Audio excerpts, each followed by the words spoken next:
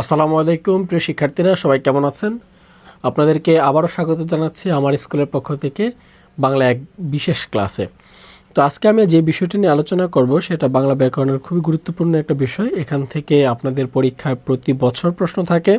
তো ইনশাল্লাহ আপনারা যারা আমাদের সাথে যুক্ত আছেন, আজকে ক্লাসটি করলে ইনশাল্লাহ আপনি 1 থেকে 2টি নাম্বার কমন পাবেন। তো সবাই একটু দ্রুত আমাকে জানান যে আমার কথা লাউড অ্যান্ড ক্লিয়ার শুনতে পাচ্ছেন কিনা, বোর্ড ক্লিয়ার দেখা যাচ্ছে কিনা। সবাই একটু আমাকে জানান যে আমার কথা লাউড অ্যান্ড ক্লিয়ার শুনতে পাচ্ছেন কিনা, বোর্ড ক্লিয়ার দেখা যাচ্ছে কিনা। জানাচ্ছি আমার স্কুলের পক্ষ থেকে।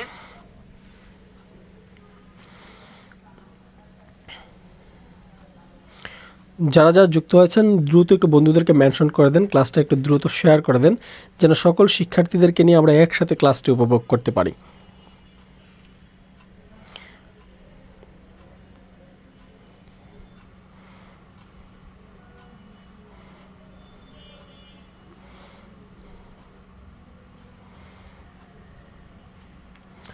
সবাই একটু দ্রুত ক্লাসটা শেয়ার করে দেই।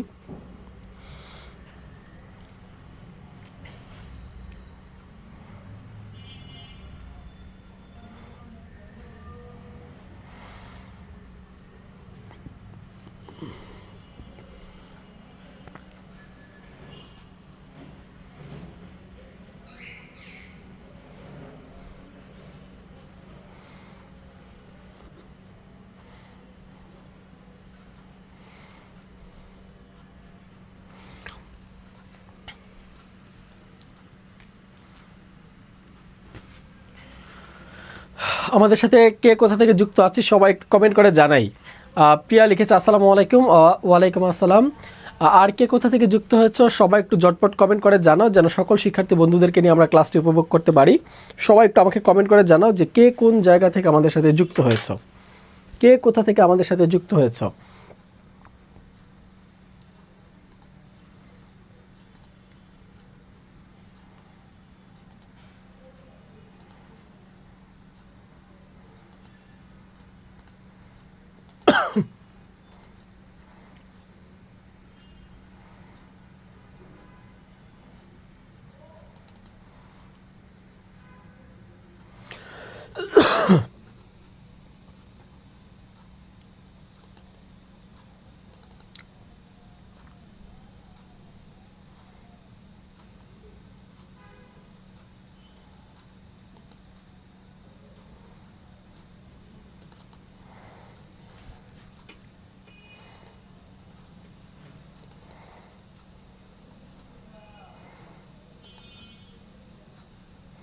সবাই একটু দ্রুত কমেন্ট করে জানাও যে কে কোথা থেকে আজকে ক্লাসে যুক্ত হয়েছে।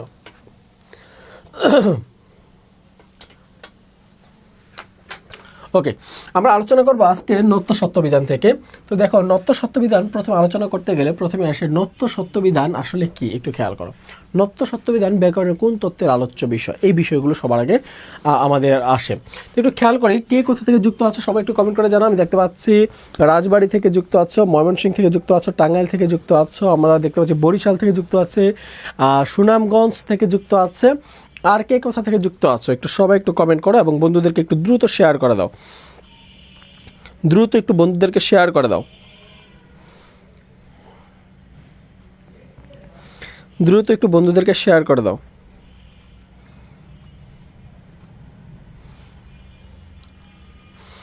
সিলেট থেকে যুক্ত আছি, রাজবাড়ী থেকে যুক্ত আছি। ওকে ওকে, থ্যাংক ইউ থ্যাংক ইউ। সবাই দেখতে পাচ্ছি ধীরে ধীরে যুক্ত হচ্ছ। তো একটু বন্ধুদেরকে মেনশন করে দাও যেন আমরা তাদেরকে নিয়েও ক্লাসটি উপভোগ করতে পারি।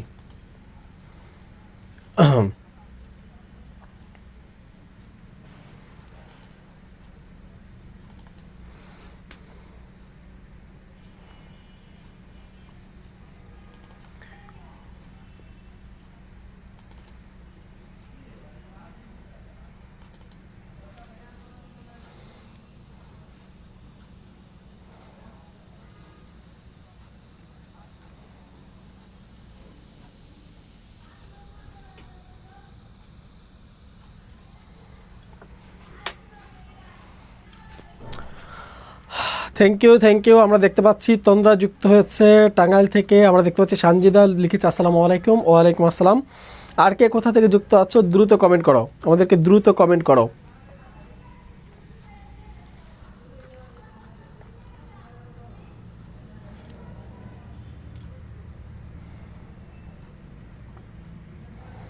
দ্রুত একটু কমেন্ট করে জানাও। ওকে, আশা দেখো নত্য সত্যবিধানে প্রথমে আমাদেরকে জানতে হবে নত্য সত্যবিধান ব্যাকরণের কোন তত্ত্বের আলোচ্য বিষয়। পরীক্ষায় এগুলো প্রশ্ন আসে। দেখো এই নত্য সত্যবিধান, নত্য ও সত্যবিধান, নত্য সত্যবিধান কী নিয়ে কাজ করে বলো তো? নত্য সত্যবিধান কী নিয়ে কাজ করে? নত্য সত্যবিধান কাজ করে মূর্ধন্য এবং মূর্ধন্যস্ব দুইটা বর্ণ নিয়ে। তাহলে আমরা জানি ব্যাকরণের আলোচ্য বিষয় কয়টা? ব্যাকরণের প্রধান আলোচ্য বিষয় হচ্ছে 4টি। ব্যাকরণের প্রধান আলোচ্য বিষয় কয়টি? শিক্ষার্থী বন্ধুরা বলো তো দেখি, ব্যাকরণের প্রধান আলোচ্য বিষয় কয়টি?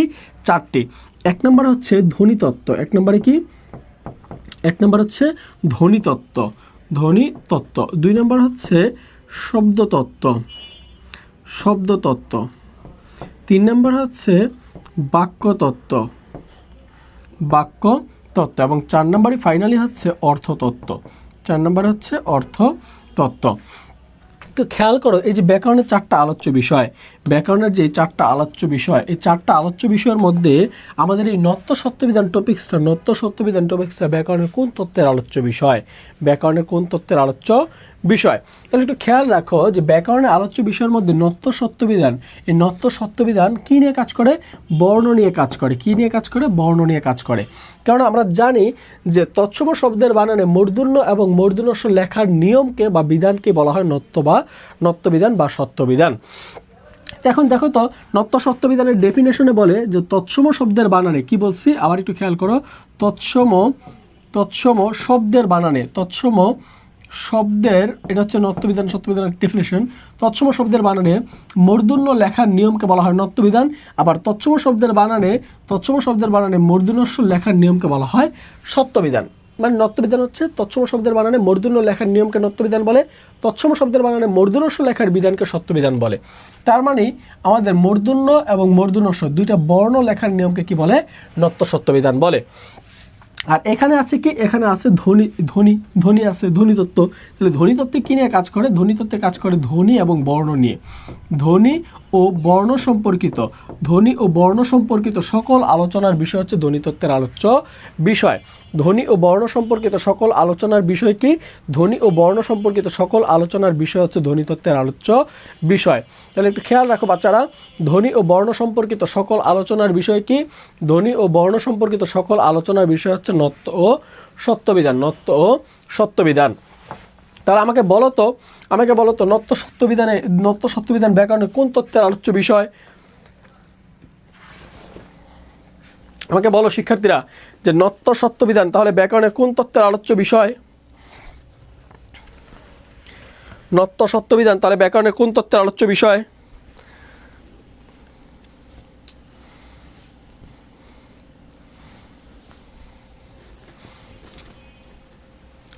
নত্য সত্যবিধান তাহলে ব্যাকরণের কোন তত্ত্বের আলোচ্য বিষয়?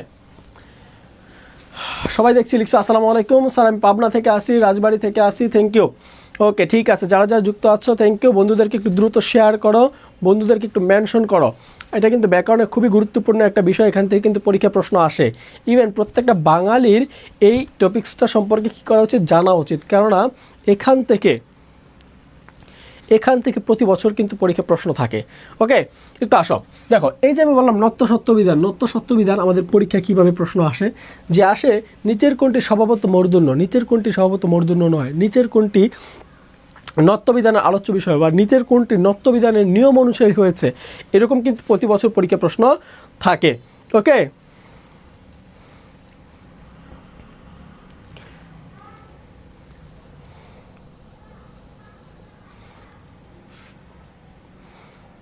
ওকে, এরপর একটু আসি, আমি একটু এই জিনিসগুলো একটু ক্লিয়ার করি। সবাইকে ক্লিয়ার? এখানে সবাইকে ক্লিয়ার? ওকে,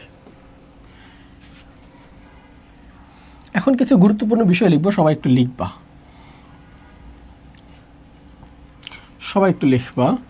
আমি লিখছি। দেখো আমি বলি যে এই মূর্ধন্য এবং মূর্ধন্যস্ব, এই নত্য সত্যবিধান ব্যাকরণের আমরা জানি কোন শব্দের বানানে মূর্ধন্য এবং মূর্ধন্যস্ব হয়। সবাই একটু লিখবে তৎসম শব্দের বানানে, সবাই একটু লিখবে তৎসম তৎসম শব্দের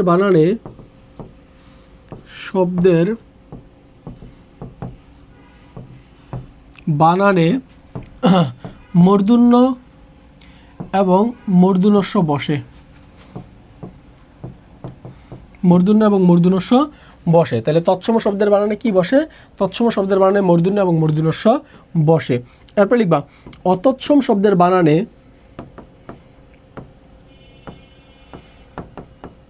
অতৎসম শব্দের বানানে মূর্ধন্য এবং মূর্ধন্যস্ব ব্যবহার হয় না। তাহলে আমি কি বললাম? তৎসম শব্দের বানানে মূর্ধন্য এবং মূর্ধন্যস্ব হয়, অতৎসম শব্দের বানানে মূর্ধন্য এবং মূর্ধন্যস্ব হয় না। এরপর একটু খেয়াল করো, দেখো আমরা বললাম যে বিদেশি শব্দের বানানে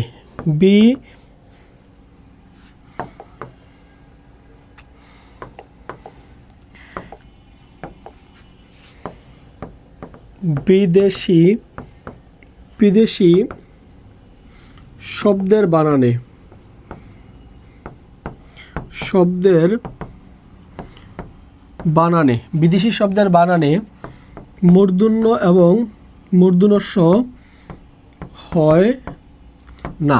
বিদেশি শব্দের বানানে কি হয় না? বিদেশি শব্দের বানানে মূর্ধন্য এবং মূর্ধন্যস্ব হয় না। তাহলে বিদেশি শব্দের বানানে কি বসে? বিদেশি শব্দের বানানে বসে দন্তস্ব এবং দন্তন্য বসে। অনেকে লিখছে স্যার কেমন আছেন? আলহামদুলিল্লাহ, অনেক ভালো আছি। ওকে, এরপর একটু আসি, দেখো তারপর একটু লিখতে পারো যে তবর্গীয় বর্ণের সঙ্গে সবসময় দন্তন্য যুক্ত হয়, কখনো মূর্ধন্য হয় না। তাহলে একটু খেয়াল করে আমরা একটু লিখি যে তবর্গীয় বর্ণের সাথে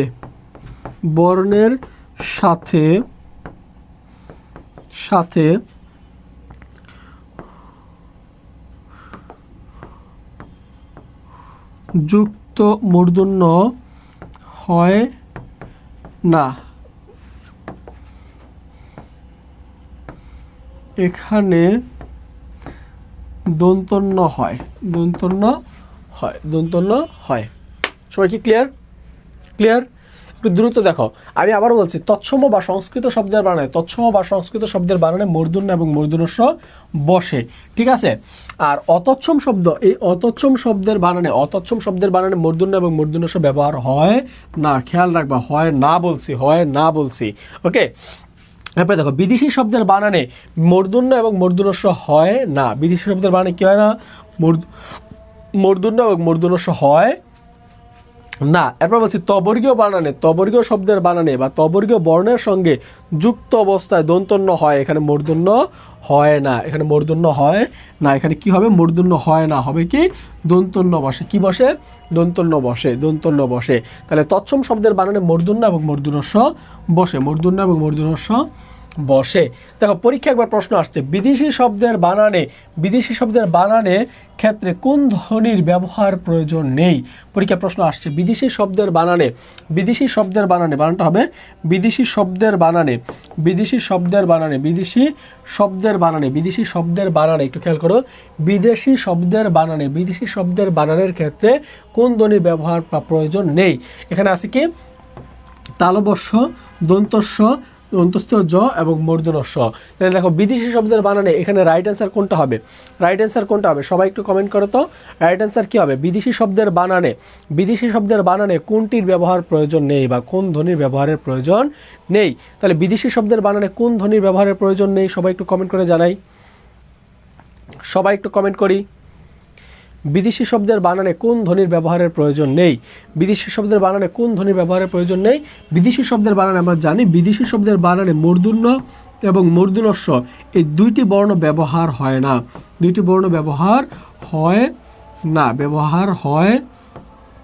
হয় না। তাহলে বিদেশি শব্দের বানানে কি ব্যবহার হবে না? বিদেশি শব্দের বানানে মূর্ধন্য ষ ব্যবহার হবে না। তার মানে রাইট অ্যান্সার হচ্ছে মূর্ধন্য ষ। রাইট অ্যান্সার কি? রাইট অ্যান্সার হচ্ছে মূর্ধন্য ষ। রাইট অ্যান্সার কি হবে? মূর্ধন্য ষ। সবাই একটু কমেন্ট করো, যারা রাইট অ্যান্সার হয়েছে, যাদের কমেন্ট সঠিক হয়েছে তারা একটা লাভ রিয়েক্ট কমেন্ট করেন, আর যাদের ভুল হয়েছে বা ভুল ভাবছিলেন তারা একটা স্যাড রিয়েক্ট কমেন্ট করেন। ওকে, বিদেশি শব্দের বানানে মূর্ধন্যস্বর প্রয়োজন নাই। বিদেশি শব্দের বানানে দন্তস্ব বসে, মূর্ধন্যস্ব বসে না। ওকে, এরপর একটু আসি আমরা নত্যবিধান এবং সত্যবিধান দুইটা আমরা একসাথে শিখবো। একটু নত্যবিধান সত্যবিধান আমরা আজকে একটা নিয়মে আমরা নত্যবিধানও শিখবো, সত্যবিধানও শিখবো। সবাই একটু খেয়াল করি, বিদেশি শব্দের বানানে আমরা বলছি হ্যাঁ আমরা আজকে একটা টেকনিকের মাধ্যমে নত্যবিধানও শিখবো, সত্যবিধানও শিখবো।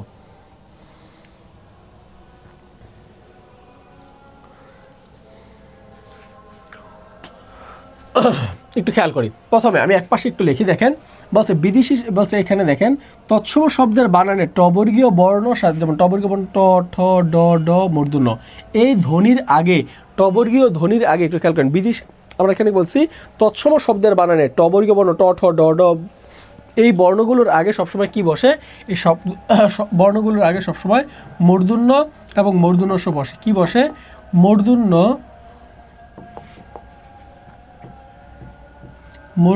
এবং মূর্ধন্যস্ব বসে। মূর্ধন্য এবং মূর্ধন্যস্ব বসে। মূর্ধন্য এবং মূর্ধন্যস্ব বসে। তাহলে আমি বললাম তৎসম শব্দ যদি ট বর্গীয় বর্ণ হয়, ট, ঠ, ড, ঢ, মূর্ধন্য, এই বর্ণগুলো যদি থাকে তাহলে এর আগে যুক্ত অবস্থায় কি বসবে? এর আগে কি বসবে? এর আগে তৎসম শব্দের এর আগে কি বসবে? এর আগে মূর্ধন্য বা মূর্ধন্যস্ব বসে।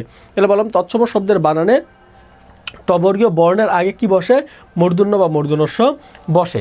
যেমন আমি এক পাশে যদি লিখি নত্যবিধান লিখি, আমি এক পাশে নত্যবিধান লিখি, আরেক পাশে আমি সত্যবিধানগুলো একটু লেখার চেষ্টা করি।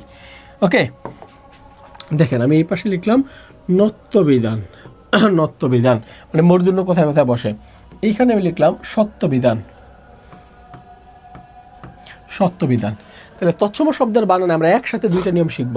তৎসম শব্দের বানানে মূর্ধন্য থাকলে যেই শব্দগুলো ট বর্গীয় বর্ণ ট, ঠ, ড, ড এগুলো যদি থাকে তার সাথে সবসময় এর আগে কী বসবে? মূর্ধন্য বসে।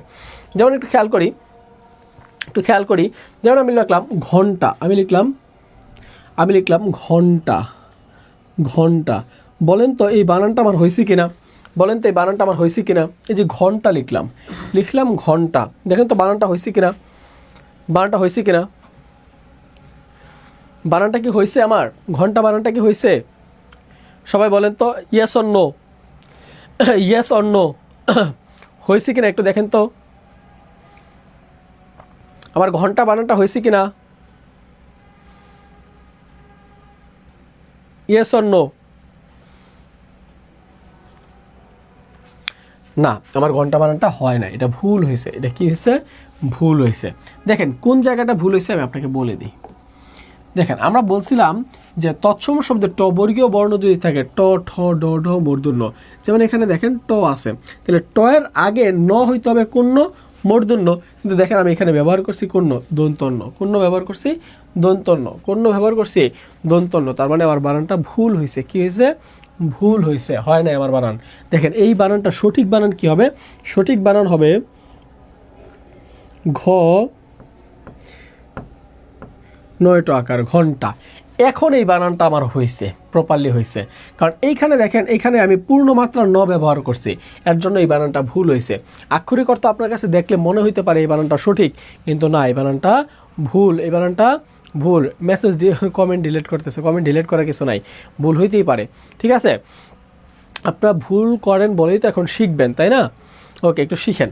দেখেন আমরা বলছি তৎসম শব্দে টবর্গীয় বর্ণ থাকলে টবর্গীয় বর্ণের আগে সবসময় মূর্ধন্য বসে। যেমন ঘন্টা লিখলাম, আমি যদি লিখি লণ্ঠন, তাহলে লণ্ঠন বানানে কি হবে? লণ্ঠন বানানে এই টবর্গীয় বর্ণের আগে মূর্ধন্য হবে। টবর্গীয় বর্ণের আগে কি হবে? মূর্ধন্য হবে। টবর্গীয় বর্ণের আগে কি হবে? মূর্ধন্য হবে। টবর্গীয় বর্ণের আগে কি হবে? মূর্ধন্য হবে। আমি যদি বলি বন্টন, তাহলে বন্টন বানানে কি হবে? বন্টন বানানে এখানে মূর্ধন্য হবে। এখানে কি হবে? মূর্ধন্য হবে। এখানে মূর্ধন্য হবে। আমি বললাম ঘন্টা, বন্টন, ঘন্টা, লণ্ঠন, আমি বললাম বন্টন, ঠিক আছে, আমি বললাম বন্টন, আমি বললাম মনে করেন যে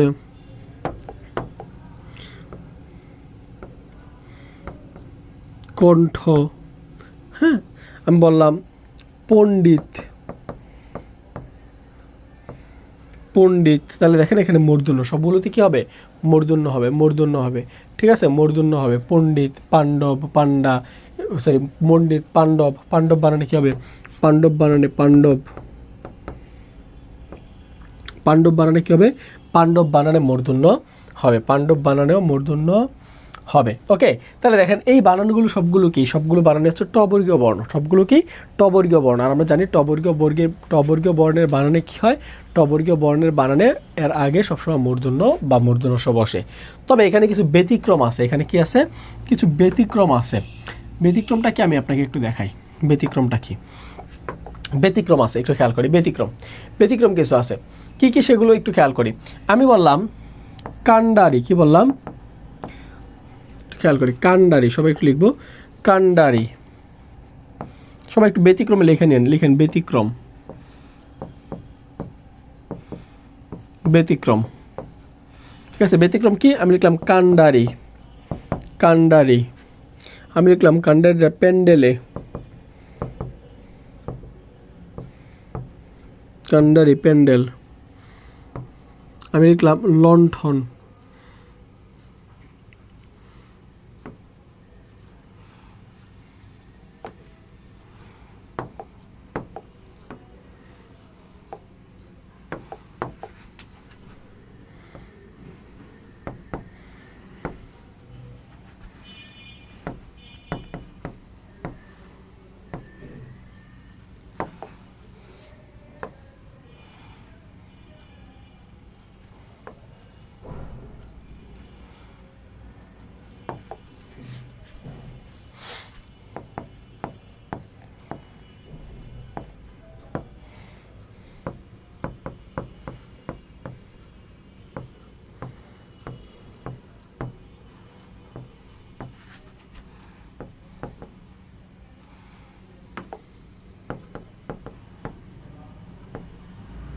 ওকে, একটু খেয়াল করি, আমি শব্দ লিখলাম কিছু, দেখেন কান্ডারি, প্যান্ডেল, লণ্ঠন, আন্ডা, গুন্ডা, ঠান্ডা, পান্ডা, এই শব্দগুলোর বানান একটু ব্যতিক্রম। এই শব্দগুলোর বানান কি, শব্দগুলোর বানান হচ্ছে ব্যতিক্রম, শব্দগুলোর বানান হচ্ছে একটু ব্যতিক্রম, এগুলো হচ্ছে ব্যতিক্রম, এগুলো হচ্ছে ব্যতিক্রম, একটু খেয়াল করি, এগুলো হচ্ছে ব্যতিক্রম। কিভাবে ব্যতিক্রম, দেখেন আপনি ব্যতিক্রমগুলো মনে রাখবেন কিভাবে, কান্ডারি, প্যান্ডেল, লণ্ঠন, আন্ডা, গুন্ডা, ঝান্ডা, ঠান্ডা, পান্ডা, এগুলো হচ্ছে ব্যতিক্রম। এই ব্যতিক্রম কেন, কারণ এগুলো হচ্ছে টবর্গীয় বর্ণ আছে, টবর্গীয় বর্ণের আগে এখানে মূর্ধন্য হওয়ার কথা ছিল, কিন্তু এই ব্যতিক্রম বানানগুলোতে টবর্গীয় বর্ণের আগে কি হয়েছে, দন্তন্য হয়েছে, কি হয়েছে, দন্তন্য হয়েছে। এখানে দেখেন কান্ডারি, প্যান্ডেল, লণ্ঠন, আন্ডা, গুন্ডা, ঝান্ডা, ঠান্ডা, পান্ডা, এই শব্দগুলো সবগুলোই কি, সবগুলোই হচ্ছে অতৎসম শব্দ। এই শব্দগুলো কি, অতৎসম শব্দ, মানে হচ্ছে একটা দেশি শব্দ, বিদেশি শব্দ, তেলেগু শব্দ, ঠিক আছে। এখন শিক্ষার্থীদের কথা হচ্ছে, ভাই আমার তো মনে থাকে না এই 8টা শব্দ যে অতৎসম শব্দ, এগুলো মনে রাখবো কীভাবে, মনে রাখার জন্য একটা টেকনিক আছে, একটু খেয়াল করেন আমার সাথে, একটু খেয়াল করেন আমার সাথে, বলেন কান্ডারিরা প্যান্ডেলে লণ্ঠন লাগিয়ে আন্ডা ভাজছিল, এমন সময় গুন্ডা এসে ঝান্ডা মেরে ঠান্ডা করে পান্ডা বানালো। আমি একটু আবার বলছি, দেখেন কি একটা টেকনিকে মনে রাখবেন, এই টেকনিকে মনে রাখবেন, কান্ডারিরা প্যান্ডেলে লণ্ঠন লাগিয়ে আন্ডা ভাজছিল, এমন সময় গুন্ডা এসে ঝান্ডা মেরে ঠান্ডা করে পান্ডা বানালো। তাহলে আমরা জানি টবর্গীয় সকল বর্ণের আগে কি বসে, মূর্ধন্য বসে, টবর্গীয় সকল বর্ণের আগে কি বসে, মূর্ধন্য বসে। তবে কান্ডারি, প্যান্ডেল, লণ্ঠন, আন্ডা, গুন্ডা, ঝান্ডা, ঠান্ডা, পান্ডা, এগুলো হচ্ছে অতৎসম শব্দ। এর জন্য এই শব্দগুলোর বানানে কি হবে, এই শব্দগুলোর বানানে সবসময় দন্তন্য হয়, কি হয়, দন্তন্য হয়। সবাই কি ক্লিয়ার, আমরা কি সবাই ক্লিয়ার? ওকে, ফাইন। এরপরে আসি আমরা মূর্ধন্য দিয়ে আমাদের সত্যবিধানে, আমরা একটু সত্যবিধানে আসি। আমরা এখন একটু সত্যবিধানের দিকে আসি। সত্যবিধান, সবাই একটু লিখেন সত্যবিধান,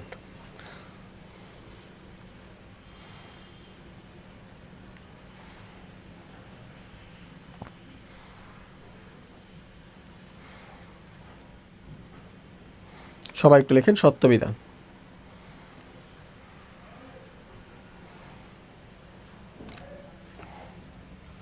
সবাই একটু লিখেন সত্যবিধান। দেখেন এখানে সত্যবিধান আছে, এই সত্যবিধানও সেম। এই যে টবর্গীয় বর্ণ ট ঠ ড ঢ মূর্ধন্য এই বর্ণগুলো যদি থাকে এর আগে সবসময় এখানে মূর্ধন্য স হয়। যেমন আমি যদি বলি কষ্ট, আমি কি লিখলাম কষ্ট, তাহলে দেখেন এই কষ্ট বানানে এখানে একটা ট আছে কিনা, এখানে একটা ট আছে কিনা, ট আছে কিনা, যেহেতু এখানে কি আছে ট আছে, তাহলে ট এর আগের বর্ণটা কি হবে, আগের বর্ণটা হবে মূর্ধন্য স। কি হবে মূর্ধন্য স। তাহলে আমরা বলতে পারি কষ্ট নষ্ট, দেখেন কষ্ট, আমরা বলতে পারি নষ্ট, ঠিক আছে, কষ্ট নষ্ট, ঠিক আছে। তারপর আমরা বলতে পারি কাষ্ট, কাষ্ট বা কাষ্ঠ, ঠিক আছে, উষ্ঠ, হ্যাঁ উষ্ঠ।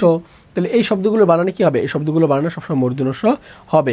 আমরা কাষ্ঠ নিষ্ঠুর, ঠিক আছে, আমরা বলতে পারি নিষ্ঠুর, আমরা অনেকেই বলি নিষ্ঠুর, ঠিক আছে, নিষ্ঠুর, হ্যাঁ নিষ্ঠুর বানানে কি হবে, নিষ্ঠুর বানানে দেখবেন এখানে মূর্ধন্য স হবে, মূর্ধন্য স হবে, মূর্ধন্য স হবে নিষ্ঠুর। আমরা বললি না পৃষ্ঠা, কত পৃষ্ঠায় লেখা আছে, হ্যাঁ পৃষ্ঠা, দেখেন পৃষ্ঠা, তাহলে এই ট আছে না, এই ট এর আগে কি হবে পৃষ্ঠা, এই ট এর আগে কি হবে, ট এর আগে কি হবে বলেন তো দেখি, এই যে পৃষ্ঠা, এই ঠ এর একটু খেয়াল করি, এই পৃষ্ঠা, এখানে দেখেন টবর্গীয় বর্ণ আছে, ঠ আছে, টবর্গীয় বর্ণ ঠ আছে, তাহলে ঠ এর আগে কি হবে, ঠ এর আগে এখানে মূর্ধন্য স হবে, ঠ এর আগে কি হবে মূর্ধন্য স হবে, ঠ এর আগে কি হবে মূর্ধন্য স হবে। তার মানে আমরা বললাম টবর্গীয় বর্ণ ট ঠ ড ঢ মূর্ধন্য থাকলে এর আগে সবসময় কি হয়, এর আগে সবসময় মূর্ধন্য স এবং মূর্ধন্য বসে, এর আগে সবসময় মূর্ধন্য এবং মূর্ধন্য স বসে। সবাই কি ক্লিয়ার এ পর্যন্ত, সবাই ক্লিয়ার?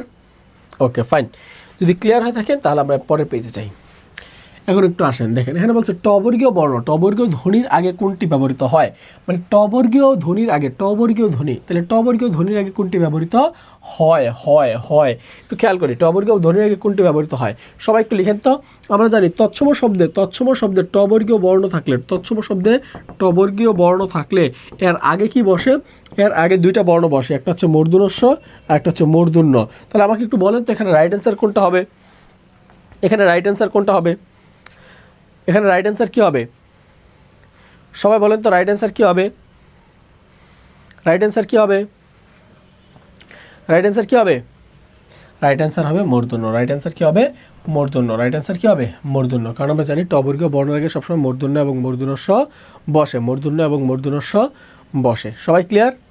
ওকে ফাইন, এরপর একটু আসি, দেখেন বলছে নত্ব সত্যবিধানে রি র মূর্ধন্য স থাকলে, রি র মূর্ধন্য স থাকলে, অথবা রিকার, রি এর জায়গায় রিকার, র এর জায়গায় রেফ, এই যে রেফ, এরকম রেফ থাকলে, অথবা র ফলা থাকলে, অথবা মূর্ধন্য স থাকলে এরপরে কি হয়, এরপরে মূর্ধন্য এবং মূর্ধন্য স বসে।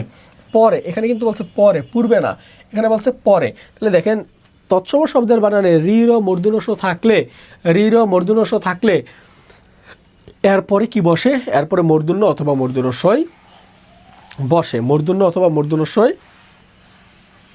বসে, এরপরে কি বসে মূর্ধন্য অথবা মূর্ধন্য সই বসে। তাহলে সবাই একটু দেখেন, রি র মূর্ধন্য স থাকলে, রি র মূর্ধন্য স থাকলে এর আগে সবসময় কি বসে, এর আগে সবসময় মূর্ধন্য অথবা মূর্ধন্য স বসে, মূর্ধন্য অথবা মূর্ধন্য স বসে, রি র মূর্ধন্য স থাকলে এর আগে সবসময় মূর্ধন্য অথবা মূর্ধন্য স বসে। যেমন আমরা বললাম নত্যবিধান, এক পাশে আমরা লিখব নত্যবিধান, কি রে নত্যবিধান, এক পাশে আমরা লিখলাম নত্যবিধান, আরেক পাশে আমরা লিখব সত্যবিধান,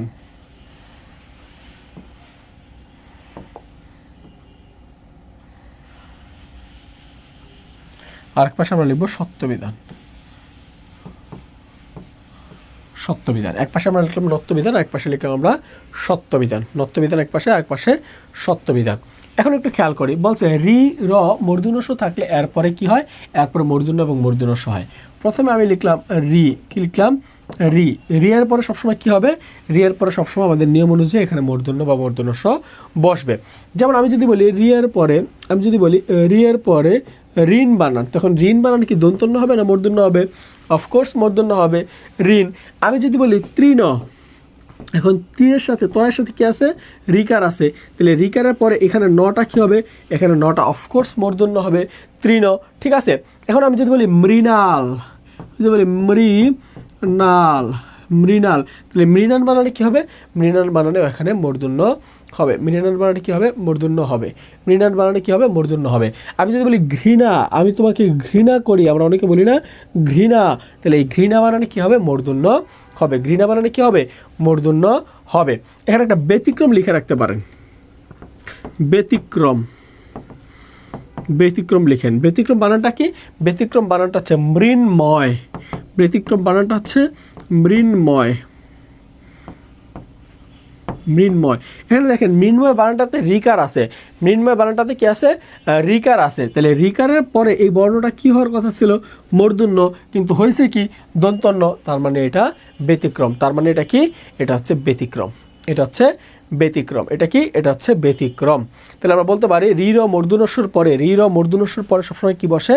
রির মূর্ধন্যস্বর পরে সবসময় মূর্ধন্য এবং মূর্ধন্যস্ব বসে, মূর্ধন্য এবং মূর্ধন্যস্ব বসে।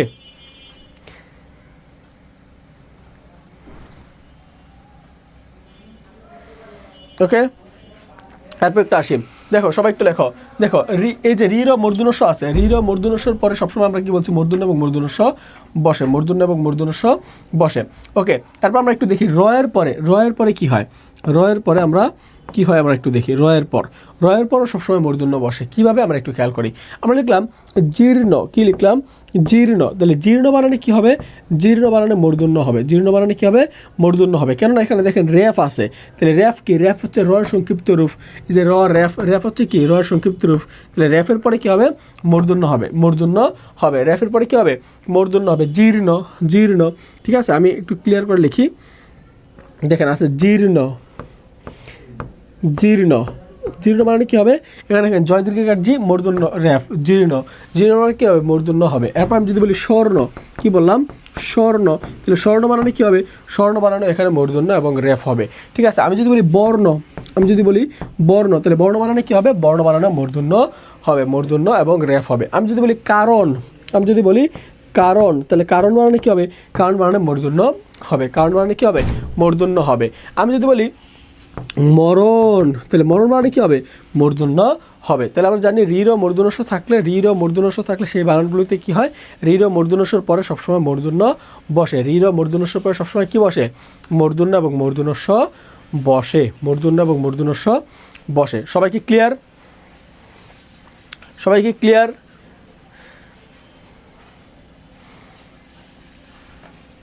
সবাই কি ক্লিয়ার?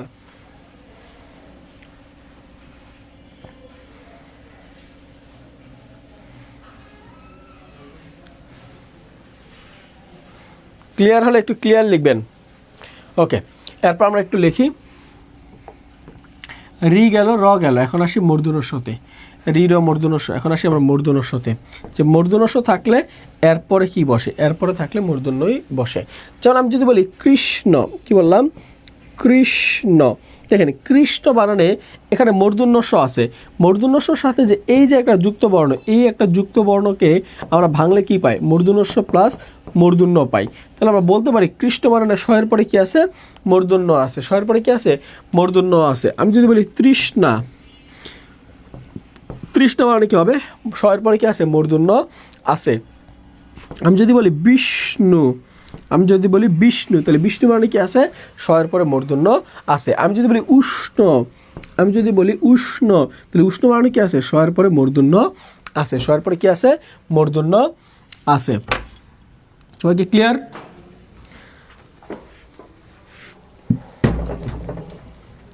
সবাই ক্লিয়ার?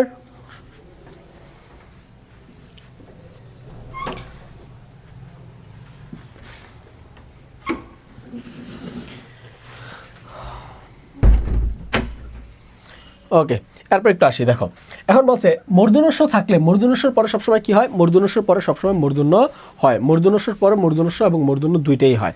এখন একটু আসি, মূর্ধন্যস্ব আছে, মূর্ধন্যস্ব আছে, রির মূর্ধন্যস্ব পরে মূর্ধন্যস্ব হয়। আমরা বলছি রির মূর্ধন্যস্ব পরে সবসময় মূর্ধন্যস্ব হয়। তাহলে আমরা প্রথমে আসি রিয়ের খেলায়। তাহলে দেখো রিয়ের পরে দেখো তো রিয়ের পরে কি আছে? রিয়ের পরে আমরা জানি মূর্ধন্যস্ব হবে। তাহলে কিভাবে হয়? আমি যদি বলি কৃষক, আমি বললাম কৃষক, কি বললাম? কৃষক। তাহলে একটু খেয়াল করো, ক রিকার কৃ স, এই দেখো রিকার, রিয়ার সংক্ষিপ্ত রূপ কি? রিয়ার সংক্ষিপ্ত রূপ হচ্ছে রিকার, রিয়ার সংক্ষিপ্ত রূপ কি? রিকার। তাহলে আমরা বলতে পারি কৃষক, কৃষক বানানে রিয়ার পরে কি আছে? মূর্ধন্য ষ আছে, রিয়ার পরে কি আছে? মূর্ধন্য ষ আছে। আমি যদি বলি কৃষি, আমি যদি বলি কৃষি দিবানিশি, তাহলে দেখো রিকার আছে, রিয়ার পরে কি দিছে? মূর্ধন্য ষ বসাইছি, মূর্ধন্য ষ বসাইছি। আমি যদি বলি কৃষ্ণ, এখানেও যদি আমি বলি কৃষ্ণ, তাহলে ক রিকার আছে, রিয়ার পরে কি আছে? মূর্ধন্য ষ আছে, মূর্ধন্য ষর পরে আবার কি আছে? মূর্ধন্য ষ পরে মূর্ধন্য আছে। আমি যদি বলি তৃষ্ণা, আমি এখানেও যদি বলি তৃষ্ণা, তাহলে একটু খেয়াল করো, রিকার আছে, রিয়ার পরে কি আছে? মূর্ধন্য ষ আছে। আমি যদি বলি যে রিয়ের পর আর কোথায় কি আছে, দেখো আমি যদি আরও এরকম বলতে পারি, আমি বৃষ, বৃষ, তাহলে বৃষ বানানে কি হবে? বৃষ বানানে এরকম মূর্ধন্য হবে। আমি যদি বলি ঋষি, আমি যদি বলি ঋষি, তাহলে রি, দেখো ঋষি, ঋষিতে রি আছে, রিয়ের পরে মূর্ধন্য ষ আছে, রিয়ের পরে কি আছে? মূর্ধন্য ষ আছে। এখানে একটা ব্যতিক্রম বানান লিখে রাখো, দ্রুত, ব্যতিক্রম, দ্রুত একটু লিখো, ব্যতিক্রম, ব্যতিক্রম একটা বানান লিখে রাখো, ব্যতিক্রম লিখবা, ব্যতিক্রম। ব্যতিক্রম বানান কী হবে একটু খেয়াল করি, ব্যতিক্রম, ব্যতিক্রম বলো তো কী কী হতে পারে? যেমন আমরা লিখি কৃষ, আমরা ব্যতিক্রম বানান লিখবো কৃষ, কৃষ। আমরা লিখবো দৃশ্য, দেখবো আমরা দৃশ্য বানানে এখানে মূর্ধন্য আছে, সরি এখানে রিকার আছে, এখানে রিকার আছে, কিন্তু এরপরে তালবস্য কিন্তু হয়। দৃশ্য বানানে কি হয়? দৃশ্য। দেখো আমরা কি বলছি? কৃষ, দৃশ্য, কৃষ, দৃশ্য। তাহলে কৃষ, দৃশ্য, এই বানানগুলোতে কী হবে? এগুলো হচ্ছে ব্যতিক্রম, এগুলো কি? ব্যতিক্রম। একজন আপু প্রশ্ন লিখেছে বৃষ্টি, দেখো বৃষ্টি, রিকার আছে, তারপর কি? মূর্ধন্য ষ, শয়ট রসিকার, বৃষ্টি, বৃষ্টি। তাহলে বৃষ্টি বানানে কি হবে? বৃষ্টি বানানে রিকার আছে, রিয়ার পরে কি? রিয়ার পরে হচ্ছে রসিকার, তাহলে লিখো বৃষ্টি।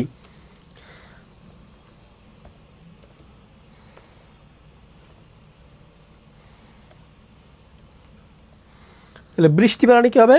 বৃষ্টি বানানে মূর্ধন্য, মূর্ধন্য স হবে, মূর্ধন্য, মূর্ধন্য স হবে। এরপর আসি র, র, হ্যাঁ এই র এর পরে কি হয়? এই র এর পরও মূর্ধন্য এবং মূর্ধন্য স হয়। র এর পরে কি হয়? মূর্ধন্য এবং মূর্ধন্য স হয়। র এর পরে কি হয়? মূর্ধন্য এবং মূর্ধন্য স হয়। যেমন আমি যদি বলি বর্ষা, কি বললাম? বর্ষা। তাহলে একটু খেয়াল করো, বর্ষা, বর্ষা। তাহলে এখানে র্যাফ আছে কিনা দেখো তো। এই র, র এর সংক্ষিপ্ত রূপ কিন্তু হচ্ছে র্যাফ এবং রফালা। তাহলে র্যাফ, র্যাফ আছে, বর, বর, র এর উচ্চারণ আগে হচ্ছে বর্ষা, বর্ষা। তাহলে বর্ষা বানানে কি হবে? এখানে র্যাফ আছে, বর্ষা। আমি যদি একই সাথে বলি বর্ষ, তাহলে বর্ষ মানে কি হবে? মূর্ধন্য ষ হবে। আমি যদি বলি কর্ষণ, আমি যদি বলি কর্ষণ, কর্ষণ, কর্ষণ, তাহলে কর্ষণ মানে কি হবে? কর্ষণ বানানো মূর্ধন্য ষ এবং মূর্ধন্য দুইটাই হবে। আমি যদি বলি আকর্ষণ, আমি বললাম আকর্ষণ, আকর্ষণ মানে কি হবে? আকর্ষণ, আকর্ষণ, আকর্ষণ মানে কি হবে? আকর্ষণ বানানো মূর্ধন্য, আকর্ষণ বানানো মূর্ধন্য ষ হবে, আকর্ষণ, আকর্ষণ, বিকর্ষণ, এই শব্দগুলো বানানো কি হবে? মূর্ধন্য, মূর্ধন্য ষ হয়। তবে এইখানে একটা ব্যতিক্রম আছে। ব্যতিক্রমটা কি? ব্যতিক্রমটা একটু কি বলো তো? ব্যতিক্রম কি বলো তো? ব্যতিক্রম কি? এখানে ব্যতিক্রম হচ্ছে এই যে দর্শন বানানে, এই দর্শন বানানো হচ্ছে, দর্শন মানে হচ্ছে খারাপ কাজ, ঠিক আছে? এই দর্শন বানানে মূর্ধন্য ষ থাকলেও কিন্তু দেখা, ব্যতিক্রম একটু লিখবো, ব্যতিক্রম, দর্শন শাস্ত্র, ব্যতিক্রমে লিখবো দর্শন শাস্ত্র আছে না? দর্শন শাস্ত্র, আমাদের এই দর্শন শাস্ত্রের বানানে কিন্তু, এই দর্শন শাস্ত্রের বানানে বা আমাদের এই বিষয়ের বানানে কিন্তু তখন কিন্তু আবার তালবস্য হবে। এখানে কি হবে? তালবস্য হবে। একই সাথে আমি যদি বলি পরামর্শ, আমি যদি বলি স্পর্শ, স্পর্শ মানে কি মূর্ধন্য ষ আছে? বলো তো দেখি, স্পর্শ মানে কি মূর্ধন্য ষ? না ভাই, স্পর্শ বানানো হবে তালবস্য, স্পর্শ। আমি যদি বলি পরামর্শ, পরামর্শ, এই পরামর্শ বানানো কিন্তু র্যাফ আছে, কিন্তু র্যাফ থাকার পরও এখানে তালবস্য ব্যবহৃত হয়েছে। এখানে কি ব্যবহৃত হয়েছে? তালবস্য ব্যবহৃত হয়েছে, তালবস্য ব্যবহৃত হয়েছে। ওকে, এরপর একটু আসি রির, এরপর হচ্ছে মূর্ধন্য ষ। এখন আমাকে বলবা ভাই মূর্ধন্য ষর পরে আবার মূর্ধন্য ষ কখন হয় বলো তো বাচ্চারা? দেখি মূর্ধন্য ষর পরে কখন মূর্ধন্য ষ হয় বলো তো দেখি। মূর্ধন্য ষর পরে কখন মূর্ধন্য ষ হয়? মূর্ধন্য ষর পরে কখন মূর্ধন্য ষ হয়? দেখো মূর্ধন্য ষর পরে মূর্ধন্য ষ কখন হয়? মূর্ধন্য ষর পরে মূর্ধন্য ষ কখন হয়? যেমন আমি লিখলাম ষষ্ঠ, কি লিখলাম? ষষ্ঠ। দেখো তো ষষ্ঠ বানানে মূর্ধন্য ষর পরে মূর্ধন্য ষ পাইছো কিনা? পাইছো কিনা? হ্যাঁ, ঘর্ষণ, আকর্ষণ, বিকর্ষণ এই বানানগুলোতে মূর্ধন্য স হয়। তাহলে একটু খেয়াল কর, মধ্যাকর্ষণ এগুলোতে মূর্ধন্য স হয়।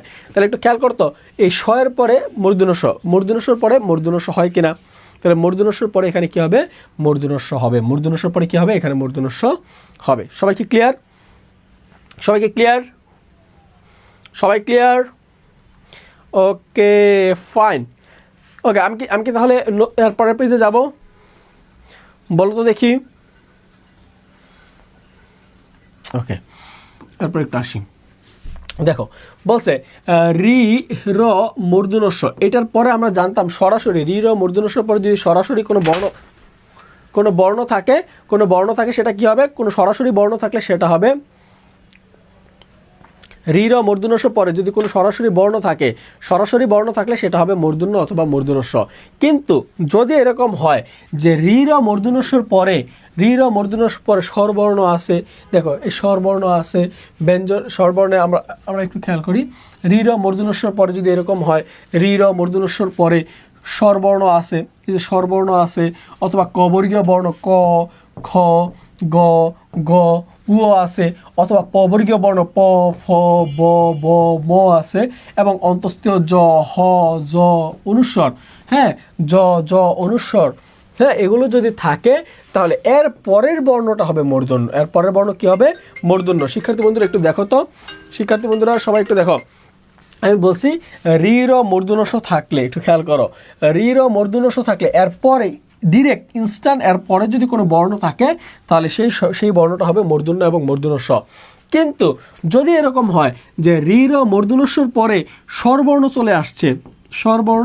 চলে আসছে, একটু খেয়াল করো, স্বরবর্ণ চলে আসছে, অথবা কবর্গীয় বর্ণ আছে ক, খ, গ, ঘ, ঙ, এগুলো যদি থাকে খেয়াল করো, আমি যে বলছি যদি রি র মূর্ধন্য সর পরে সরাসরি বর্ণ থাকে তাহলে অফকোর্স সেটা কি হবে?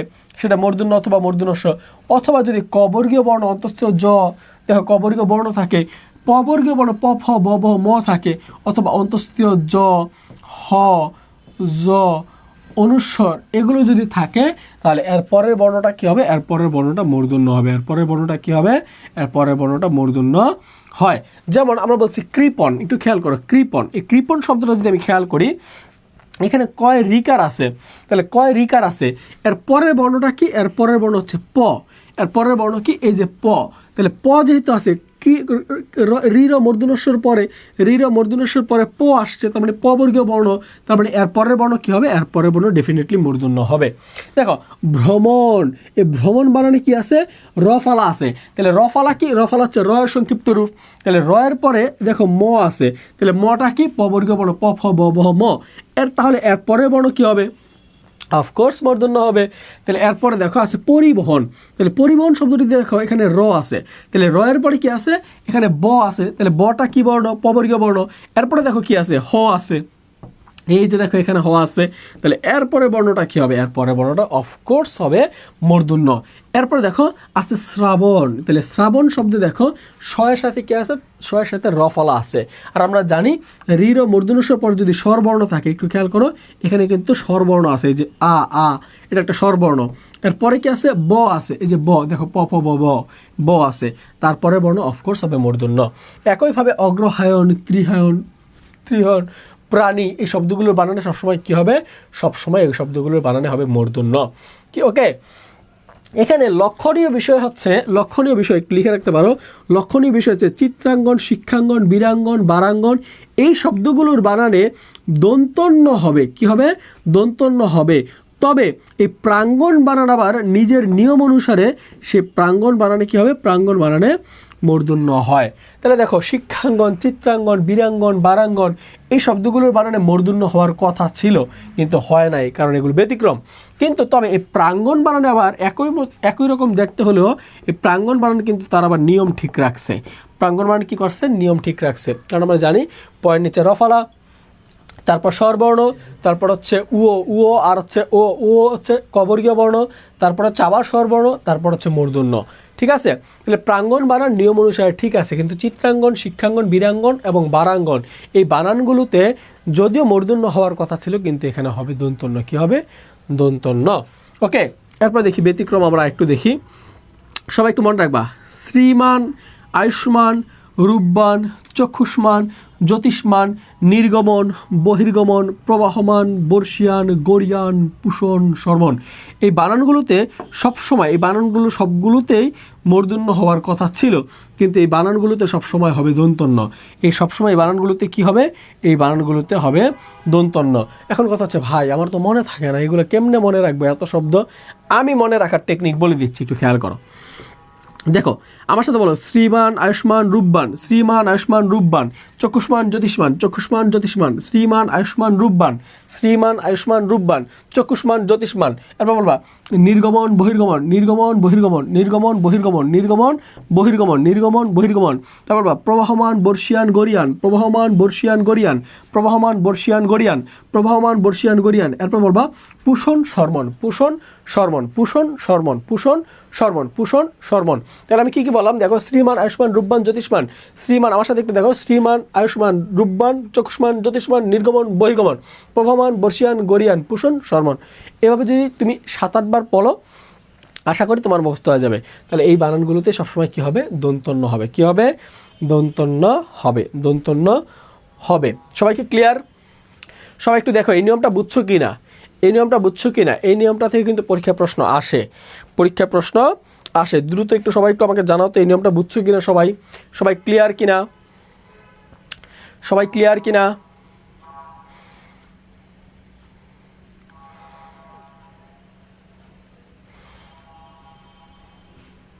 সবাই কি ক্লিয়ার? Okay fine. কারো কোনো কনফিউশন থাকলে বলতে পারো। তারপর একটু দেখো, বলছে নত্যবিধান অনুসারে কোন বানানটি সঠিক? নত্যবিধান অনুসারে কোন বানানটি সঠিক?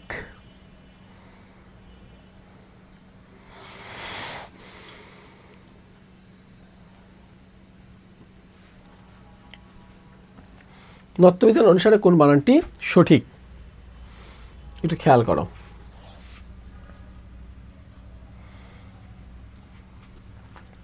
মনে রাখবা, এই পূর্বাহ্ন, অপরাহ্ন, সায়াহ্ন এই বানানগুলো থাকলে খেয়াল করবা, পূর্বাহ্ন বানানে এবং অপরাহ্ন বানানে, পূর্বাহ্ন এবং অপরাহ্ন বানানে, এই যে পূর্বাহ্ন, খেয়াল করো,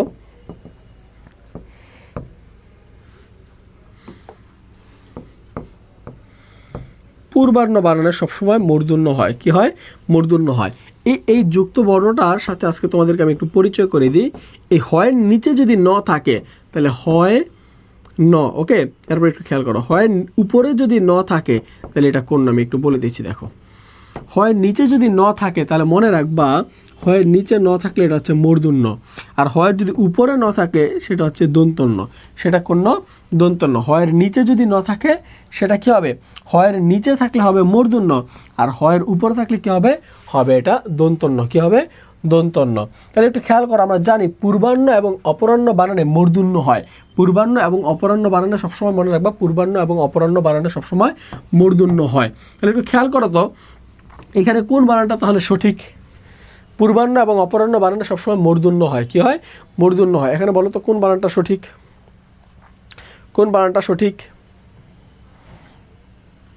কোন বানানটা সঠিক? আরেকটা জিনিস দেখতে টেকনিক দিয়ে মনে রাখা যায়, পূর্বাহ্ন, পূর্ব দিকে যখন সূর্য উঠে তখন দেখবা সূর্যের মাত্রা থাকে, তাপমাত্রা থাকে কম, তাপমাত্রা থাকে কম, তার মানে এইখানেও মাত্রাটা হবে কম, নয়ের মাত্রাটা হবে কি? কম। তাহলে পূর্বাহ্ন, দেখো পূর্বাহ্নতে সূর্যের মাত্রা, সূর্যের তাপমাত্রা থাকে কম, তার মানে নয়ের মাত্রাও কম। আবার অপরাহ্নতে দেখবা সূর্য যখন অস্ত যায় তখনও দেখবা সূর্যের তাপ কমে যায়, তার মানে সেখানে অপরাহ্ন কি হবে? অপরাহ্ন মাত্রা হবে অর্ধমাত্রা। কিন্তু দেখো যখন আমরা বলছি পূর্বাহ্ন এবং যখন আমরা বলবো মধ্যাহ্ন, তাহলে মধ্যাহ্ন বানানো, দেখো মধ্যাহ্নতে কিন্তু আমাদের সূর্য কিন্তু আলো প্রচুর দেয়, তাহলে মধ্যাহ্নতে থাকবে উপরে, যেহেতু মধ্যাহ্নতে তাপমাত্রা বেশি তার মানে নয়ের মাত্রা বড়। ঠিক আছে, এই বানানগুলো একটু খেয়াল রাখবা। পূর্বাহ্ন এবং অপরাহ্ন বানানো সবসময় হবে মূর্ধন্য, আর মধ্যাহ্ন বানানো হবে দন্তন্য। ওকে, তাহলে রাইট অ্যান্সার কি? রাইট অ্যান্সার হচ্ছে পূর্বাহ্ন, পূর্বাহ্ন। রাইট অ্যান্সার হচ্ছে অপশন গ। এরপর একটু খেয়াল করো, স্বভাবত মূর্ধন্য, দেখো এখানে বলা আছে স্বভাবত মূর্ধন্য একটানা মুখস্থ। স্বভাবত মূর্ধন্য কি করতে হয়? একটানা মুখস্থ করতে হয়, কারণ পরীক্ষায় নত্য সত্যবিধানে মোস্ট অফ দ্য পার্ট হচ্ছে এই স্বভাবত মূর্ধন্য। কারণ পরীক্ষায় অধিকাংশ সময় এটাই প্রশ্ন আসে যে নিচের কোনটি স্বভাবত মূর্ধন্য, নিচের কোনটি নিত্য মূর্ধন্য, নিচের কোনটি স্বভাবগতভাবে মূর্ধন্য, নিচের কোনটি ব্যবহার মানে নিয়ম বহির্ভূত মূর্ধন্য। তাহলে একটু খেয়াল রাখতে হবে যে স্বভাবত মূর্ধন্য কোথায় হয়। স্বভাবত মূর্ধন্য হচ্ছে যে যেই শব্দগুলো কোনো নিয়ম মানে না কিন্তু এগুলো সবসময় মূর্ধন্য হয়, সেই শব্দগুলো হচ্ছে এগুলো মনে রাখবো কীভাবে? মনে রাখার টেকনিক হচ্ছে কবিতার মতো করে পড়ে পড়ে মুখস্থ করতে হয়। কবিতার মতো করে মুখস্থ করতে হয়। আমি যেভাবে মনে রাখছিলাম, খেয়াল করো, আমি বলছিলাম চাণক্য মাণিক্যগণ বাণিজ্য লবণমন বেণুবিনা কঙ্কন কণিকা কল্যাণ সুনীতমণি স্থান ও গুণ পূর্ণবেণী আপন লাবণ্যবাণী নিপুণ বনিতাবাণী গৌণ কোনো ভানপন শান চিক্কন নিক্কন্তন কফিন বণিক গুণ গণনা পিনাক পুণ্যবান। এখন বলতে পারো ভাই এগুলো কি বলছেন, তাই না? একটু খেয়াল করো, চাণক্য মাণিক্যগণ বাণিজ্য লবণমন বেণুবিনা কঙ্কন কণিকা কল্যাণ সুনীতমণি স্থান ও গুণ পূর্ণবেণী আপন লাবণ্যবাণী নিপুণ ভনিতাপানি গৌণ কোনো ভানপন শান চিক্কন নিক্কন্তন কফিন বণিক গুণ গণনা পিনাক পুণ্যবান। এখন তুমি যদি ভালো করে একটু মুখস্থ করো তাহলে তুমি আমার মতো এক নিঃশ্বাসে 2-3 বার বলতো তোমার কষ্ট হবে না। কিন্তু তুমি যদি মুখস্থ না করো, দেখো চাণক্য মাণিক্যগণ বাণিজ্য লবণমন বেণুবিনা কঙ্কন কণিকা কল্যাণ সুনীত মণি স্থানগুণ পূর্ণ বেণী ফণি অনু বিপণী গণিকা আপন লাবণ্য বাণী নিপুণ ভনিতা পানি গৌণ কোনো ভানপন শান নিক্কন চিক্কন তন কফিন বণিক গুণ গণনা পিনাক পুণ্যবান। তাহলে তুমি যদি চাও এভাবে এই শব্দগুলো মনে রাখতে পারো, এই কবিতার ছন্দে তুমি মনে রাখতে পারো। আমি বলে দিতে পারি নত্য সত্যবিধান থেকে যদি প্রশ্ন আসে আর এই জায়গা থেকে একটা প্রশ্ন আসবে না, এরকম প্রশ্ন কোনোদিন হইতে পারে না। আমি বলতে পারি 80% তুমি নত্য সত্যবিধান থেকে এই জায়গাটা থেকে তুমি একটা প্রশ্ন কমন পাওয়ার পসিবিলিটি 80% তুমি এখান থেকে প্রশ্ন কমন পাওয়ার পসিবিলিটি 80%। সব জায়গায় এখান থেকে পরীক্ষা প্রশ্ন আসে। তো তোমরা শিক্ষার্থীরা অনেকেই আছো যারা নার্সিংয়ের প্রস্তুতি নিতে চাও, তোমাদের জন্য আমি বলবো তোমরা নার্সিংয়ের জন্য আমার স্কুলের এই প্ল্যাটফর্মটি দেখতে পারো। আমার স্কুলে তোমাদের জন্য একটা আলাদা একটা বৈশিষ্ট্য আমি বলে দিই। আমার স্কুলে তোমরা সব ধরনের কোর্সই পাবা, তবে আমার স্কুলে আমি তোমাদেরকে প্রেফার করার কারণ হচ্ছে তোমরা নার্সিংয়ের শিক্ষার্থীরা সামনে তোমাদের পরীক্ষা, তোমরা ভাবো ভাই অল্প সময় একটু যদি নিজেকে যাচাই করে নিতে পারতাম তাহলে মনে হয় সবচেয়ে ভালো হতো। অনেক শিক্ষার্থী ডিপ্রেশনে ভোগে, ভাই পড়ছি কিন্তু আসলে কতটুকু পড়ছি বুঝতেছি না। তাহলে কি করতে হবে? তোমাকে এক্সাম দিতে হবে, তোমাকে মডেল টেস্ট সলভ করতে হবে। হ্যাঁ, তো তোমরা এই আমার স্কুল তোমাদেরকে প্রোভাইড করতেছে মাত্র 3 টাকা এক্সাম। কয় টাকায়? 3 টাকা এক্সাম। হ্যাঁ, 3 টাকা এক্সাম, ঠিকই শুনেছ। দেখো কিভাবে মাত্র 600 টাকায় তুমি দিতে পারবে 168টি এক্সাম, লাইভ এক্সাম দিতে পারবে বিএসসি নার্সিং শিক্ষার্থীরা। যারা ডিপ্লোমা নার্সিং ভর্তি পরীক্ষা দিবা তোমাদের জন্য আরও কম ভাই, তোমরা মাত্র 500 টাকায় 168টি এক্সাম দিতে পারবা।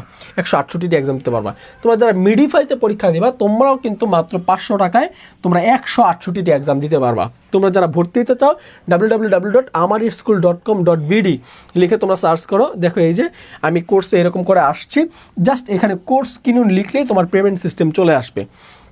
দেখো www.amarischool.com.bd এই যে এইভাবে লিখবা www.amarischool.com.bd, অথবা তোমরা যদি চাও তোমরা আমার স্কুলের অফিসিয়াল ফেসবুক পেজে যোগাযোগ করে তোমরা ভর্তি হতে পারো। ওকে, তো তোমরা শিক্ষার্থী বন্ধুরা তোমরা যারা আসছো তোমরা অবশ্যই নার্সিংয়ের জন্য একবার হলো এই কোর্সটি দেখবে, এবং তোমরা যদি চাও 11টি এক্সাম তোমরা ফ্রিতে দিতে পারবে। ফ্রি 11টি এক্সাম দিয়ে নিজে আগে বুঝবা, ভালো লাগলে তারপর তোমরা এই এক্সাম পারচেস করবা। ওকে, এখন একটু আসি নিত্য মূর্ধন্য। ও আরেক কথা বলতে ভুলে গেছি, আমার স্কুলে তুমি শুধু এই যে এক্সাম কিনলে যে তোমার এক্সাম দিয়েই তুমি 168টা এক্সাম দিয়ে যে তুমি এখানে ক্ষান্ত হচ্ছে এরকম কিন্তু না। প্রত্যেকটা বিষয়ের উপর আমার স্কুল প্রতিদিন লাইভ ক্লাস দেয়। তোমরা এই প্রতিদিন লাইভ ক্লাসগুলো তোমরা করতে পারবা। প্রত্যেক দিন তোমরা বিভিন্ন টপিক্সে লাইভ ক্লাস করতে পারবা। ওকে, তো তোমরা যদি ভর্তি হতে চাও তোমরা অবশ্যই আমার স্কুল ফেসবুক পেজ অথবা আমার স্কুল অফিসিয়াল ওয়েবসাইট দেখতে পারো। ইনশাল্লাহ তোমাদের জন্য এটা কল্যাণকর হবে। দেখো নিত্য মূর্ধন্য, দেখো পরীক্ষা আসছে নিত্য মূর্ধন্য বাচক শব্দ কিন্তু। দেখো এটা ঢাকা বিশ্ববিদ্যালয়ে আসছে। তোমরা জানো বিশ্ববিদ্যালয় এবং জবের পরীক্ষার ব্যাকরণ পার্ট থেকে রিপিট প্রশ্ন হয় তোমাদের নার্সিংয়ে।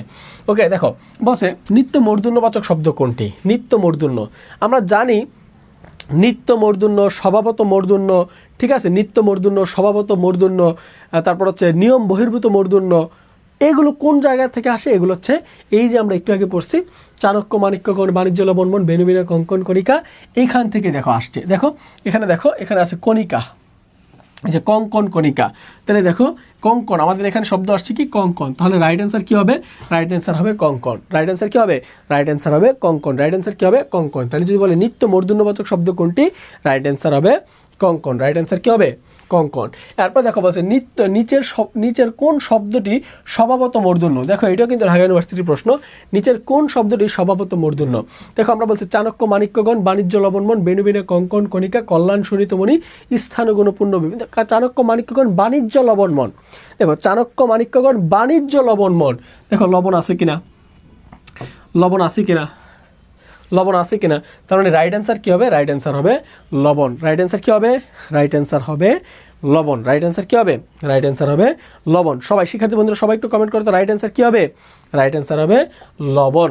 এরপর একটু আসো, দেখো স্বভাবত মূর্ধন্য আরও কিছু আছে, যেমন আছে গণিত, গণেশ, গণ্য, গুণী, লাবণ্য, কণা, কণ, উৎকুণ, গুণ, শুন, ত্রুণ, আনিমা, তারপর হচ্ছে অনিমা, অনিকেত, কণাদ, কিঙ্কিনি, এই শব্দগুলো কিন্তু স্বভাবত মূর্ধন্য। এগুলো তোমরা একটু দেখে রাখবা। এরপর আসি স্বভাবত মূর্ধন্যস্ব। স্বভাবত মূর্ধন্যস্ব। স্বভাবত মূর্ধন্যস্ব কোথায় কোথায় বসে? দেখো আষাঢ়, ঈষৎ, উষা, আষাঢ়, উষৎ, ঈশা, ইকট, নিকষ, বিশেষণ ভাষা, উষা, বিশেষ ষোড়শ। তারপরে দেখো বিষাণ, বিষ, পুষ্পদোষ, রোষ, মহিষ, মুষণ, মুশিক, পুষা, পুরুষ, পোষদ। তারপর দেখো প্রত্যুষ, ভূষণ, কোষ, উষা, সব। দেখো একটু খেয়াল করো, এখানে আমরা জানি যে মূর্ধন্যস্বর পরে মূর্ধন্য বসে। এখানে দেখো মূর্ধন্যস্ব আছে, মূর্ধন্যস্বর পরে কিন্তু মূর্ধন্য হয় না। দেখো ষষ্প, এরপর হচ্ছে শেষ, ভাস্প, ষট, ভাষ্য, পুষ্য, অভিলাষ, মেঘ, এবং দেখো গ্রীষ্ম, পাষাণ, পুষণ, কুলুষ, পুষ, ঔষধ, ঔষধি, উষ্ণ, তুষ। এই শব্দগুলো হচ্ছে স্বভাবত মূর্ধন্যস্ব। এই শব্দগুলো কি? স্বভাবত মূর্ধন্যস্ব। তো তোমরা যারা এই নত্য সত্যবিধানের টপিক্সটা থেকে ভাবছো যে প্রশ্ন কমন আসবে কিনা, তাদেরকে আমি বলে দিই, তোমার নার্সিং ভর্তি পরীক্ষায় এখান থেকে 1টা থেকে 2টা প্রশ্ন মাস্ট কমন পাবা। তো তোমরা যারা শিক্ষার্থীরা আছো, তোমরা এই ক্লাসটা ভালোভাবে করবা, প্রয়োজন হলে আরও একবার রিভিশন দিবা, আরও একবার লাইভ ক্লাসটা করবা। আশা করি এখান থেকে তুমি কিন্তু নাম্বার কমন পাবা। ওকে, আর তোমরা যারা এখনও ভর্তি হও নাই বা নার্সিংয়ের জন্য তোমরা আগে অফলাইন কোচিং করেছো বা অনলাইন কোচিং করেছো, এখন চাচ্ছ একটা গুছানো মডেল টেস্ট পরীক্ষা দিতে, তোমাদেরকে আমি বলবো তোমরা অবশ্যই আমার স্কুলের এই এক্সাম ব্যাচটি দেখতে পারো, তোমাদের জন্য খুবই ভালো হবে। তো এই এক্সাম ব্যাচে দেখো মাত্র 500 টাকায় তোমরা ডিপ্লোমা নার্সিং ভর্তি পরীক্ষায় এক্সাম দিতে পারবে, এবং মাত্র 500 টাকায় তোমরা কিন্তু মিডিফাই এক্সাম ব্যাচে ভর্তি দিতে পারবে। এবং যারা বিএসসি নার্সিং ভর্তি পরীক্ষা দিবা, তোমাদের জন্য কিন্তু মাত্র 600 টাকা কোর্স ফি, তোমরা এখানে 168টি পরীক্ষা দিতে পারবে। তো সকল শিক্ষার্থীরাই 168টি করে পরীক্ষা দিতে পারবা। একটু দেখো, সকল শিক্ষার্থীরা 168টি এক্সামে পরীক্ষা দিতে পারবা। এই যে 168টি এক্সাম, এবং 168টি এক্সাম। তোমরা যারাই ভর্তি হতে চাও, নার্সিংয়ের জন্য একটা গুছানো প্রস্তুতি নিতে চাও, তোমাদের জন্য ওয়েলকাম আমাদের আমার স্কুল এই প্ল্যাটফর্মে। ওকে, তো তোমরা এতক্ষণ যারা ধৈর্য সহকারে আমার সাথে যুক্ত ছিলে, আমি তোমাদের সাথে ছিলাম রাশেদুল ইসলাম, লেখক, শিখা বাংলা ফাইনাল সাজেশন বইয়ের লেখক। তো তোমরা অবশ্যই আমার প্রতি যারা আস্থা আছে, আমার ক্লাস যাদের ভালো লাগে, তোমাদেরকে আমি বলবো তোমরা নার্সিং ভর্তি পরীক্ষা দেওয়ার আগে অবশ্যই আমার স্কুলের এই প্রোগ্রামটি একবার দেখবে। এবং তোমরা যদি চাও 11টি এক্সাম তোমরা ফ্রি দিতে পারবে। এই 11টি এক্সাম দিয়ে, লাইভ এক্সাম দিয়ে যদি তোমার মনে হয় যে না, তোমার জন্য এই কোর্সটা পারচেস করা জরুরি, অত্যাবশ্যকীয়, তাহলে অফকোর্স তুমি এই কোর্সটি পারচেস করবে। ওকে, তো বিস্তারিত জানতে আমাদের এই ওয়েবসাইট ভিজিট করো, অথবা আমার স্কুলের ফেসবুক পেজ, যেখানে তুমি ক্লাসটি করতেছো, এই ফেসবুক পেজে ইনবক্সের মাধ্যমে জেনে নাও ভর্তি বিস্তারিত। সবার জন্য অনেক শুভকামনা রইল। সবাই ভালো থাকো, সুস্থ থাকো। আবারও দেখা হচ্ছে তোমাদের সাথে পরবর্তী কোনো এক লাইভ ক্লাসে। সে পর্যন্ত ভালো থাকো। আল্লাহ হাফেজ।